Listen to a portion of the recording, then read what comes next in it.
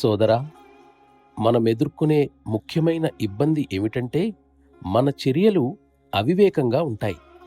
ఆలోచనల ఫలితంగా చర్యలేర్పడతాయి.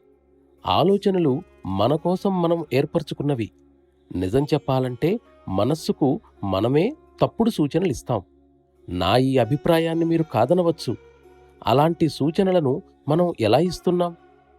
పరిసరాలు అలాంటి అభిప్రాయాలు ఏర్పడటానికి తగిన పరిస్థితుల్ని సృష్టిస్తాయి. మనం అటువంటి పరిసరాల్లోనే తిరుగుతూ ఉంటాం.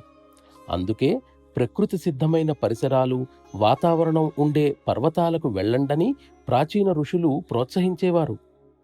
ఆ విధంగా నిర్దేశించిన ప్రదేశం మానవ నివాసాలకు చాలా దూరంగా ఉండేది. ఎవరైనా వ్యక్తి పర్వత శిఖరాన్ని చేరితే అక్కడ అతనికి ఏ ఆలోచనలు రావు. కేవలం ఒక విధమైన ప్రతిధ్వని మాత్రమే వింటాడు. స్వచ్ఛత జీవి నుండే మొదలవుతుంది.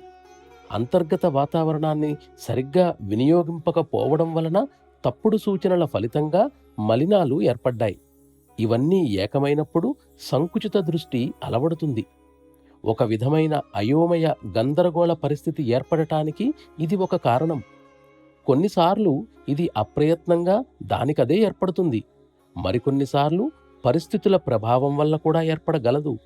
ఇవన్నీ ఒకచోట పేరుకుపోయినప్పుడు అవి వేర్వేరు రంగులను సంతరించుకుంటాయి. ఇవన్నీ ఎగువ భాగంలో గల మనస్సుకు సూచనలిచ్చే దిగువ మనస్సును కలుషితం చేస్తున్నాయి. అప్పుడు మీరు వెళ్ళే మార్గం సరైంది కాదు. మీ మనస్సే మీకు కంటకప్రాయం అవుతుంది. అప్పుడు మనం ఆ పరతత్వానికి భిన్నంగా పయనిస్తుంటాం కాబట్టి అనుకూల స్పందనలను సృష్టించుకోలేము.